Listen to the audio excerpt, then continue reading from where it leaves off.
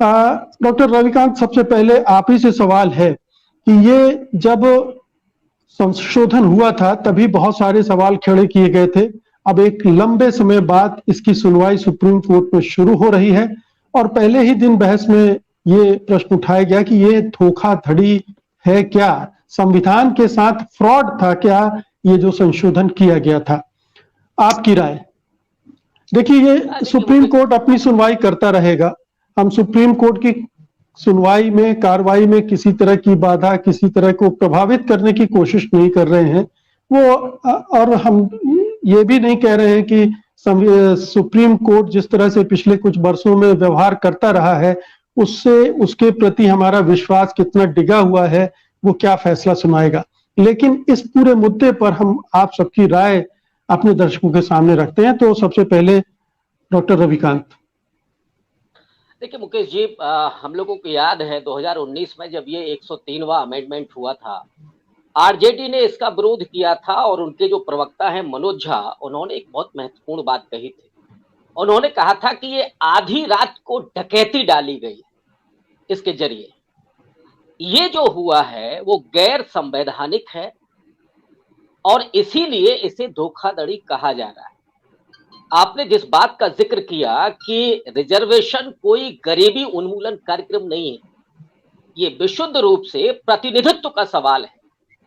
अब सबसे पहली बात तो ये है कि कौन सा सर्वे हुआ है जिसके जरिए हमने ये जाना या सरकार ने ये जाना कि प्रतिनिधित्व विभिन्न सरकारी नौकरियों में, विश्वविद्यालयों में या दूसरे और जगहों पर जिसे सवर्ण कहा जा रहा है, जिसे ये रिजर्वेशन दिया गया है, उसका कितना कम है।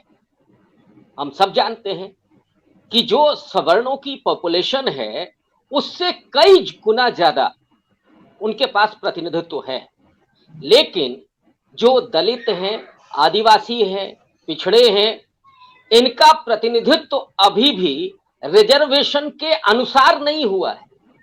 तो ऐसे में तुरंत फुरत ये जो अमेंडमेंट लाया गया था और वो विशुद्ध रूप से चुनावी मुद्दा था जिसमें बड़ी सफलता मिली नरेंद्र मोदी सरकार को, और ये पहली बार कोई ट्रायल नहीं हो रहा था। पीवी नरसिंह राव ने एक कमेटी बिठा करके 10% रिजर्वेशन की बात की थी। यूपीए गवर्नमेंट के समय पे भी एक कमेटी बनाई गई थी कि जिसमें आर्थिक रूप से जो पिछड़े लोग हैं उनको रिजर्वेशन दिया जाए। ये पहल पहले से चलती रही है केवल सरकारी स्तर पर, लेकिन कभी कोई आंदोलन नहीं हुआ।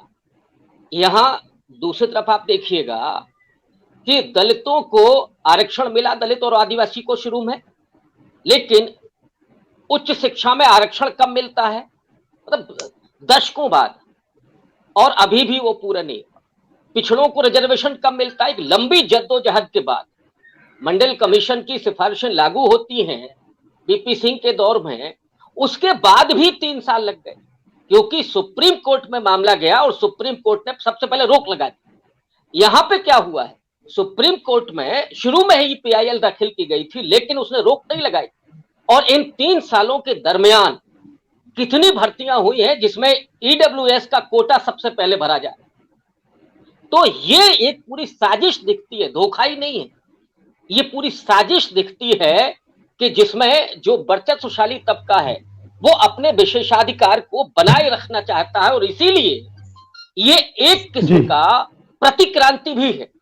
इस देश में जो क्रांति और प्रतिक्रांति चलती रही है, जिसे आप श्रमण परंपरा और ब्राह्मण परंपरा के रूप में, एक लंबी परंपरा के रूप में देख सकते हैं, आज भी इसके जरिए संसाधनों पर, सरकारी नौकरियों में और इन तमाम जगहों पर उस वर्चस्व को, उस विशेषाधिकार को बनाए रखने की पूरी साजिश चल रही है। और अब तो मेरिटोक्रेसी की बात नहीं होती, जब ओबीसी और एससी के तमाम स्टूडेंट्स इस मुद्दे पर आते हैं डॉक्टर